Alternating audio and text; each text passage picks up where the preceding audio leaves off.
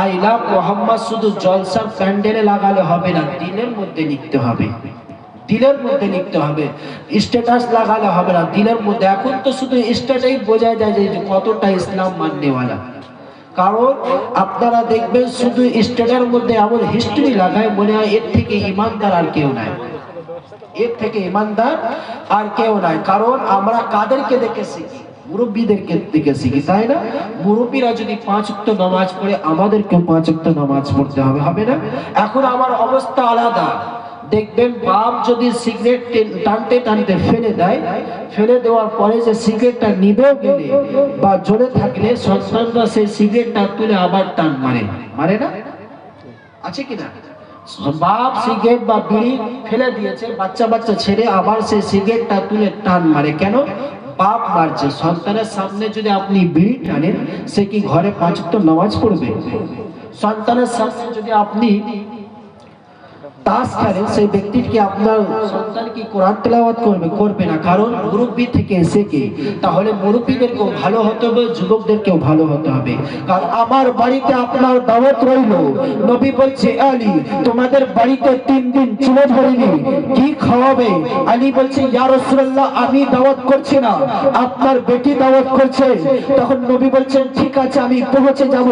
আলী প্রত্যেক সাহাবীর কাছে যাচ্ছেন, প্রত্যেক সাহাবীকে বলছে এ আমার ভাইরা, এ আওয়াজ নবী পাকের সাহাবীরা শোনো শোনো, আজ দুপুর বেলায় আমাদের বাড়িতে নবী আসবেন, তোমরাও আসবে, সবার দাওয়াত রইবে, সবার দাওয়াত রইল। সাহাবী রাসূল বলছে আলী তুমি এত টাকা এত পয়সা কোথায় পাবে? কারণ কাল যার বাড়িতে খেলাম সে মালদার ছিল, তার কাছে টাকা ছিল, তার কাছে পয়সা ছিল বলে আমাদেরকে খাওয়াতে পেরেছে। আলী বলছে আমি দাওয়াত করছি না, বলকে নবী পাকের বেটি ফাতেমা দাওয়াত করছে, এই দাওয়াতটা নবীর বেটির দাওয়াত, আমার দাওয়াত নয়। তখন সাহাবী রাসূল বলছেন ঠিক আছে। তখন আলী সবাইকে বলে বলে, সবাইকে বলার সাথে সাথে আলী নিজের বাড়িতে পৌঁছে গেলেন। বাড়িতে যখনই প্রবেশ করলেন, তখন আলী কি দেখছেন? ফাতেমা নামাজ পাটি বিছিয়েছে আর সেজদার মধ্যে পড়ে গিয়েছে, সেজদার মধ্যে মাথা রেখেছে। কারণ আপনারা জানেন নবীর বেটি ফাতেমা যখন ঈশার রাত্রির অন্ধকারে যখন সেজদা করত, এত লম্বা এত লম্বা এত লম্বা সিজদা করত, যখন বিলালে হাবশী ফজর আজান দিতেন তখন ফাতেমা জোহরা মাথাটা তুলে বলতে রব্বি আল্লাহ তুমি রাতকে এত ছোট করেছো, এত ছোট করেছো যে তোমার হাবিবের বেটি ফাতেমা একটা সিজদাও করতে পারে না। এটা নবীর বেটির ফাতেমার মাকাম। কিন্তু আমাদের ঘরের ফাতেমা সাহারা খেলতে ব্যস্ত আছে না? হ্যাঁ, এটা নবী পাকের বেটি ফাতেমা সাহারা সেজদার মধ্যে ব্যস্ত। তো আলী দেখছেন সেজদার মধ্যে, আলী আরো টেনশনে পড়ে গেলেন, আরো চিন্তায় পড়ে গেলেন। কারণ ফাতেমা এত লম্বা এত লম্বা এত লম্বা সিজদা করবে, আর ফাতেমা যখন সিজদা করবে আল্লাহর সাথে দেখা করে। কারণ আল্লাহর নেককার বান্দি যখন সিজদার মধ্যে পড়ে যায় আল্লাহর সাথে কথাবার্তা বলে, তখন ডিস্টার্ব করাটা আমার ভুল হবে। আলী চিন্তায় আছে, যদি ফাতেমা সিজদার মধ্যে থাকে আর নবী যদি চলে আসে, নবীর সাহাবীরা চলে আসে, তাহলে আমি আলী খাওয়াবো কি? আলী দেখছেন ফাতেমা সিজদার মধ্যে, আর বাড়ির ভেতরের মধ্যে একটা চুলো ধরছে, সেই চুলোর মধ্যে একটা হাড়ি চাপানো আছে।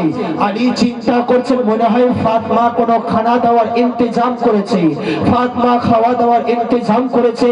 তখন ফাতেমা তো জোহরার স্বামী আলী চিন্তা করছেন হাড়ির মধ্যে কোনো খানা আছে, কোনো খানা আছে। কিন্তু আলী যখন চুলোর কাছে গেলেন, যাওয়ার পরে যখন চুলোটা হাড়িটা খুলছেন, দেখছেন শুধু গরম পানি টপ টপ করে ফুটছে, না চাল না ডাল, কিছুই নাই, কিছুই নাই, টপ টপ করে ফুটছে। তখন আলী আরো টেনশনে। যদি আপনারা চিন্তা করুন, আপনাদেরকে কেউ যদি দাওয়াত করে শুধু গরম পানি খাওয়ায়, সেই ব্যক্তিটা কতটা দোয়া পাবেন বলুন তো? পাবে না? যদি আপনাদেরকে কেউ দাওয়াত করে শুধু গরম পানি খাওয়ায়, সেই ব্যক্তিটা কতটা দোয়া আপনারা দেবেন। কিন্তু আলী টেনশনের মধ্যে, চিন্তার মধ্যে, যে ফাতেমা সিজদার মধ্যে আর চুলোতে হাড়ি চাপানো আছে, কিন্তু হাড়ির মধ্যে চাল নাই, ডাল নাই, কিছু নাই, শুধু গরম পানি টপ টপ করে ফুটছে। আলী আরো চিন্তায়, আলী আরো টেনশনে। তখন আলী কি করলেন? চুপ করে এক কোণের মধ্যে বসে পড়লেন। কখন সবাই দেখছেন নবী কখন আসবেন, আর কখন দেখছেন ফাতেমাকে, কখন হাড়ির মধ্যে দেখছেন। এই আলী এক জায়গায় বসে বসে তিনটে জিনিস চিন্তা করছে। এই সময় যদি নবী এসে যায়, ফাতেমা তো সিজদার মধ্যে, আর বাড়িতে শুধু গরম পানি। নবী আসলে আর নবীর সাহাবীরা আসলে তারা কি ভাববে? যে নবীর বেটি দাওয়াত করে শুধু গরম পানি পান করিয়েছে, শুধু গরম পানি পান করিয়েছে, দুনিয়ার মানুষ কি বলবে? তখন আলী চিন্তায় থাকতে থাকতে থাকতে তখন নবী মুস্তাফা যখন আসার সময় হয়ে গিয়েছে, নবী মুস্তাফা এসে পড়লেন, সাহাবীরাও এসে পড়লেন। তখন ফাতেমা তো জোহরাকে আলী দেখছেন, ফাতেমা এখন পর্যন্ত সিজদায়। তখনই ফাতেমা তো জোহরা সিজদা থেকে মাথা তুলে বলছেন, আমার স্বামী, আমার মাথার তাজ, আপনি আবার কিসের টেনশন? তখন আলী বলছে, এ ফাতেমা, তুমি নবীকে দাওয়াত করে, নবীর সাহাবীদেরকে দাওয়াত করে আমাদের বেইজ্জতি হবে, আমাদের ইজ্জত থাকবে না, আমাদের সম্মান থাকবে না। কারণ সাহাবী রাসূল বলবেন নবীর বেটি শুধু গরম পানি খাইয়েছে, গরম পানি খাইয়েছে। তখন ফাতেমা বলছে, আমার স্বামী, আপনি টেনশন নেবেন না, আপনি চিন্তা করবেন না, আপনার কোনো চিন্তার কারণ নাই, যান আপনি এবার হাড়িটা খুলুন। তখন মাওলায়ে কায়নাত মুশকিল খুশা যখন চুলোর কাছে পৌঁছে গিয়েছেন, যখন চুলোটা খুলে দেখছে, তখন আলী কি প্রথমে দেখেছিল যে গরম পানি হচ্ছিল, কিন্তু আলী যখন ঢালাটা সরিয়েছে, ঢাকনাটা সরিয়েছে, দেখছে আর গরম পানি নয়, বলকে খানাতে ভরপুর হয়ে গিয়েছে,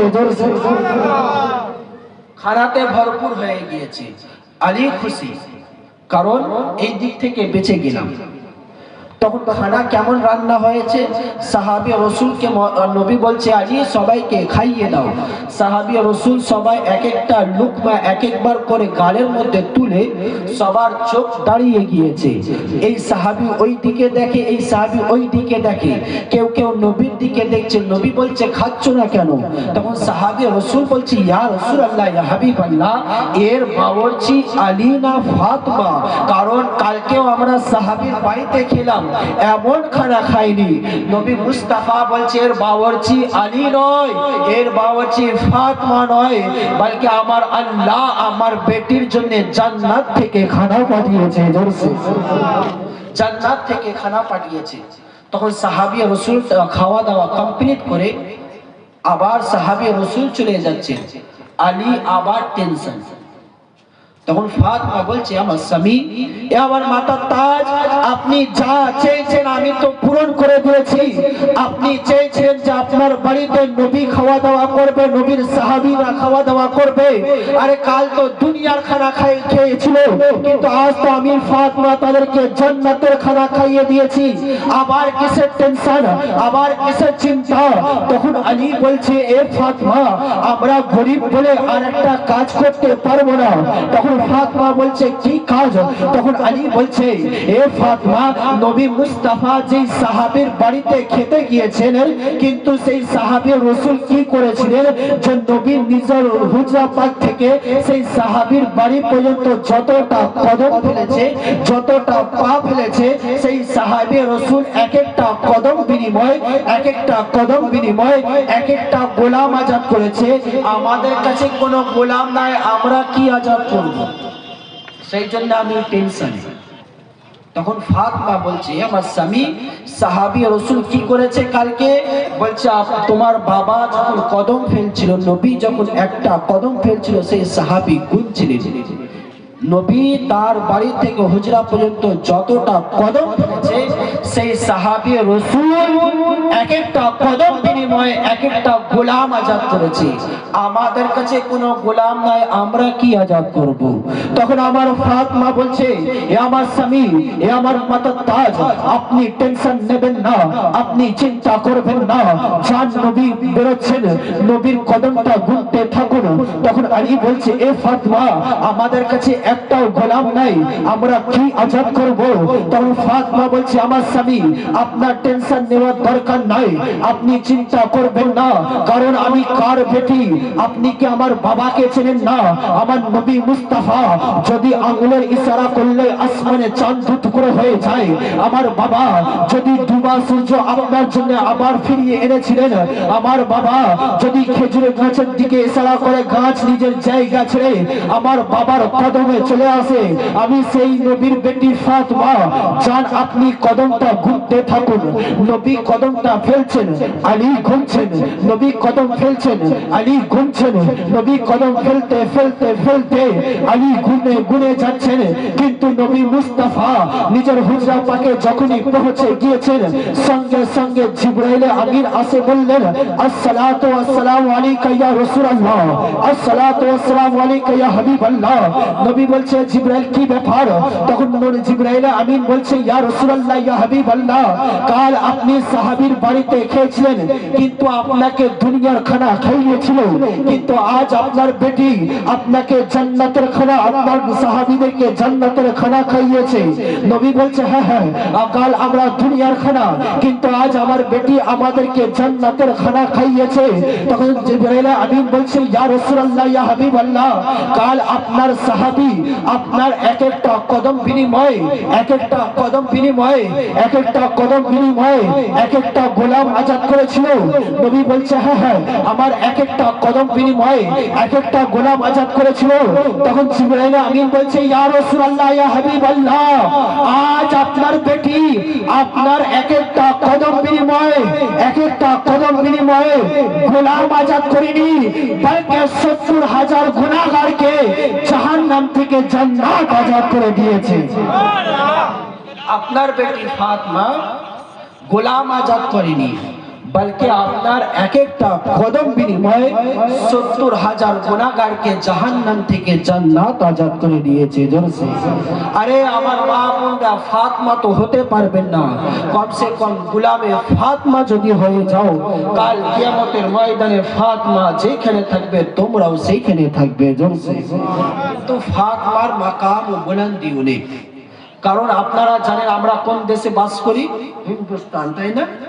হ্যাঁ, এই দেশের বাদশা কে বলুন তো? আমার খাজা মঈনুদ্দিন চিশতি। হ্যাঁ, আজমির শরীফে যিনি শুয়ে আছেন, খাজা মঈনুদ্দিন চিশতি। সেই খাজা একটা কলি লিখেছিলেন সেই ফাতেমাতুজ জোহরার বেটার জন্য। বলছেন, সা আস্ত হুসাইন, হুসাইন সা আছে, তারপরে বলছেন বাদশাহ আস্ত হুসাইন, হুসাইন বাদশাহ আছে। খাজা মঈনুদ্দিন চিশতি বলছেন দিন আস্ত হুসাইন, হুসাইন দিন আছে। তারপরে বলছেন শুধু দিন নয়, বলকে দিন पना अस्त हुसैन, हुसैन दीन को पनाह देने वाला। अरे हुसैन के अमर खाजा बोलছেন যে হুসাইন दीन को पनाह देने वाला, और फातिमातुज ज़ोहरा হচ্ছে সেই হুসাইন को पालने वाला। जोर से ফাতিমাতুজ ज़ोहरा বাড়িতে যে দুটো সন্তান আছে তারা হচ্ছে জান্নাতের সরদার। আরে ফাতিমাতুজ ज़ोहरा শান ও মাকাম কি বলবো। আপনারা শুনেছেন মুবাহিলার ময়দানে যখন ঈসাইদের সাথে আমার নবী পাকের মুনাজরা হচ্ছিল, মুনাজরা বাহাস হচ্ছিল, বাহাস হওয়ার পরে তখন মুবাহিলা হচ্ছিল, কারণ বাহাসে কোনো রিপোর্ট পাওয়া যায়নি সেই সময়। তখন নবীকে আল্লাহ কোরআনের মধ্যে বলছে, এ আমার হাবিব, তুমি তোমার বাড়ির মেয়েকে নিয়ে যাও, তুমি তোমার সন্তানদেরকে নিয়ে যাও। তখন ঈসাইদেরকে বলে দাও তারা তাদের সন্তানকে নিয়ে আসে, আর মুনাজরা হবে না বলকি মুবাহিলা হবে। মানে দুটো গ্রুপ থাকবে, ওই গ্রুপটা এদের জন্য বরদোয়া করবে, ওরা আমিন বলবে আর সবাই, আর এই গ্রুপটা ওদের জন্য বরদোয়া করবে, এরা আমিন বলবে। তখন আল্লাহ বলছেন তোমরা সবাই নবী তুমি তোমার পরিবারকে নিয়ে যাও, তোমার আহলে বাইতকে নিয়ে যাও। নবী চারজন ব্যক্তিকে নিজের সাথে নিলেন, একজন হচ্ছে আলী, একজন হচ্ছে ফাতিমা, একজন হচ্ছে হাসান ও হুসাইন। কয়জনকে নিলেন? চারজনকে নিলেন। আর নবী নিজে আছেন মুবাহিলার ময়দানে যাচ্ছেন। মুবাহিলার ময়দানে কি হবে? ঈসাইরা নবীর জন্য বরদোয়া করবে আর নবী তাদের জন্য বরদোয়া করবে। আর হাসান ও হুসাইন আমিন বলবে, ফাতেমা আমিন বলবে, আর আলী আমিন বলবে, আর ঈসাইদের মেয়েরা তাদের ছেলেরা তারা আমিন বলবে, মুবাহিলা হবে। তখন ঈসাইর যে বাদশা, ঈসাইদের যে আলেম ছিল, তারা বলছে হে ঈসাই, এদের সাথে মুবাহিলা করো না, কারণ এই যে 5 জন আসছে এদের মধ্যে কেউ যদি আমিন বলে দেয়, আল্লাহ পুরো পৃথিবী থেকে ঈসাইকে মিটিয়ে দেবে। কারা 5 জন? হাসান, হুসাইন, ফাতেমা, আলী আর নবী। এরা যদি দোয়া করে দেয়, আল্লাহ পৃথিবী থেকে ঈসাই মিটিয়ে দেবে। এদের সাথে মুনাজাত করো না, এদের সাথে বাহাস করো না, চলো ফিরে যাও, কারণ পুরো ঈসাই আল্লাহ কিয়ামত পর্যন্ত মিটিয়ে দেবে আর ঈসাই তৈরি হবে না। কারণ এই দুটো বাচ্চার পাওয়ার, আমিনের পাওয়ার এত হবে, আমিনের ক্ষমতা এত হবে। যদি বাচ্চাদের আমিনের পাওয়ার এত হয়, তার বাপ মা আলী ও ফাতেমার পাওয়ার কত হবে? জোরে আর ফাতেমা কেমন পর্দা?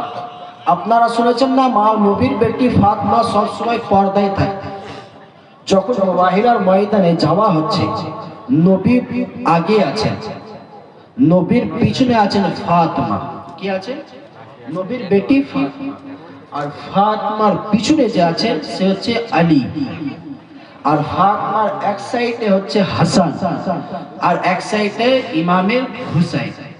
আপনারা চিন্তা করুন, ফাতেমা মাঝখানে, চারিদিক থেকে যারা ঘিরে রেখেছে, ফাতেমাকে যারা গার্ড করছে, ফাতেমার আগে যে আছে সে হচ্ছে নবীদের সর্দার, তারপরে হচ্ছে ফাতেমা, আর ফাতেমার পিছনে আছে সে হচ্ছে ওলিদের সর্দার আলী। আর ফাতেমা এক সাইডে আছে ইমামে হাসান, জান্নাতের সর্দার, আর এক সাইডে ইমামে হুসাইন, শহীদের সর্দার। আর শহীদের সর্দার, জান্নাতের সর্দার, ওলিদের সর্দার, নবীদের সর্দার, যাকে গার্ড করে তাকে ফাতেমা বলা হয়। নবীদের সর্দার, ওলিদের সর্দার, জান্নাতের সর্দার, শহীদদের সর্দার, যাকে গার্ড করে তাকে ফাতেমাতুজ জোহরা বলা হয়।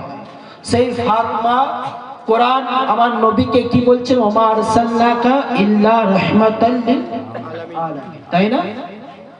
কিন্তু আপনারা জানেন আমার নবী বলছে আমি ফাতেমাকে নবী থেকে উঁচু করছি না, কারণ ফাতেমার শান, আবু বকরের শান, আলীর শান, উমর ফারুকের শান, উসমানে গনির শান, প্রত্যেক সাহাবীর শান নবীর জন্য। তো আমি ফাতেমাতুজ জোহরাকে নবী থেকে উঁচু করছি না। আপনারা জানেন আমার বেটি আমার জন্য রহমত, এনার বেটি এনার জন্য রহমত। বেটিরা, মেয়েরা বাপের জন্য কি হয়? রহমত। আর কোরআন যাকে রাহমাতাল লিল আলামিন বলেছে, আমার ফাতেমাতুজ জোহরা সেই নবীর জন্য রহমত। জোরে সুবহানাল্লাহ।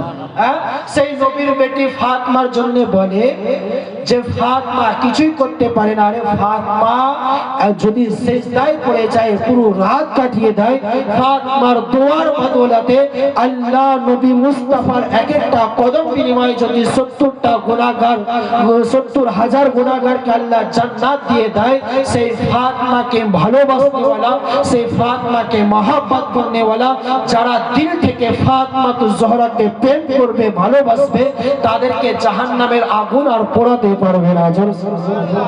কারণ আমার খাজা মঈনুদ্দিন চিশতি ওলিদেরকে মহব্বত করতে হবে, হবে না? আল্লাহর বড় বড় ওলি যারা আছেন, আব্দুল কাদের জিলানী, পীরে পীর, আমিরে মীরা, কুতুবে রব্বানী, মেহবুবে সুবহানী, সাইয়েদনা শেখ আব্দুল কাদের জিলানী, এবং আমাদের হিন্দুস্তানের সরজমিনে খাজা মঈনুদ্দিন চিশতি যখন হিন্দুস্তানের সরজমিনে আসলেন, আসার পরে, কারণ এই দেশে তো অনেক রকম পূজা হতো, তাই না?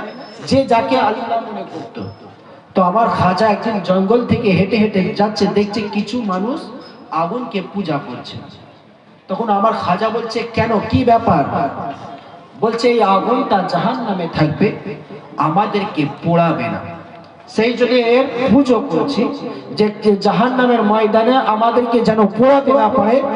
তখন খাজা বলছে, আরে নাদান, তুমি কতদিন থেকে পুজো করছো? কে বলছে 40 বছর 50 বছর। তখন আমার খাজা বলছে এক কাজ করো, তোমার হাতটা লাগাও তো এই আগুনের মধ্যে।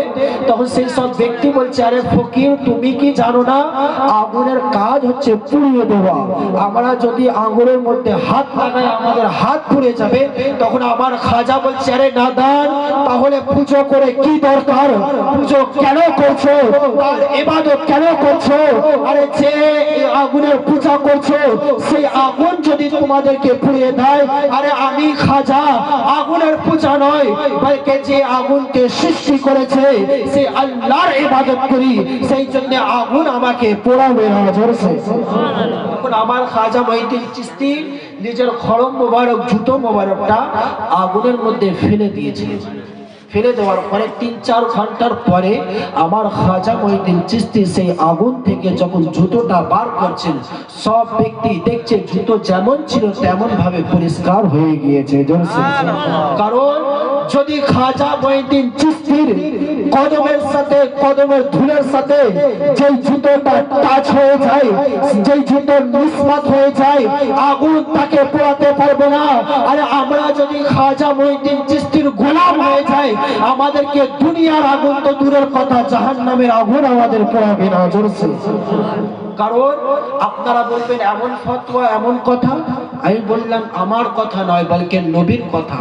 আমার নবী বলেছেন যে আমার আহলে বাইতকে মহব্বত করবে বিনা হিসাব জান্নাত যাবে। আর নবীর আহলে বাইত কারা?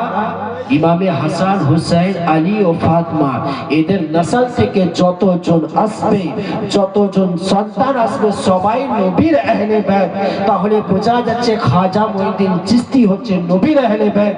খাজাকে মহব্বত করলে বিনা হিসাব জান্নাত যাবে। তো খাজা মঈনুদ্দিন চিশতির সাথে নিসবত করতে হবে। আমাদের রিশতা তো নবীর সাথে। আই লাভ মোহাম্মদ শুধু জলসার প্যান্ডেলে লাগালে হবে না, দিলের মধ্যে লিখতে হবে। দিলের মধ্যে লিখতে হবে, স্ট্যাটাস লাগালে হবে না, দিলের মধ্যে। এখন তো শুধু স্ট্যাটাসই বোঝা যায় যে কতটা ইসলাম মাননেওয়ালা। কারণ আপনারা দেখবেন শুধু স্ট্যাটাসের মধ্যে এমন হিস্ট্রি লাগায় মনে হয় এর থেকে ইমানদার আর কেউ নাই, এর থেকে ইমানদার আর কেউ নাই। কারণ আমরা কাদেরকে দেখে শিখি? মুরব্বীদেরকে দেখে শিখি, তাই না? মুরব্বীরা যদি 5 ওয়াক্ত নামাজ পড়ে আমাদেরকে 5 ওয়াক্ত নামাজ পড়তে হবে, হবে না? এখন আমার অবস্থা আলাদা। দেখবেন বাপ যদি সিগারেট টানতে টানতে ফেলে দেয়, ফেলে দেওয়ার পরে যে সিগারেটটা নিবেও গেলে বা জ্বলে থাকলে সন্তানরা সেই সিগারেটটা তুলে আবার টান মারে, মারে না? আছে কিনা? বাপ সিগারেট বা বিড়ি ফেলে দিয়েছে, বাচ্চা বাচ্চা ছেড়ে আবার সেই সিগারেটটা তুলে টান মারে। কেন? বাপ মারছে। সন্তানের সামনে যদি আপনি বিড়ি টানেন, সে কি ঘরে 5 ওয়াক্ত নামাজ পড়বে? সন্তানের সামনে যদি আপনি তাস খেলেন, সেই ব্যক্তির কি আপনার সন্তান কি কোরআন তেলাওয়াত করবে? করবে না। কারণ মুরব্বী থেকে এসে কে। তাহলে মুরব্বীদেরকেও ভালো হতে হবে, যুবকদেরকেও ভালো হতে হবে। কারণ একবার দরুদ শরীফ পড়ি আল্লাহু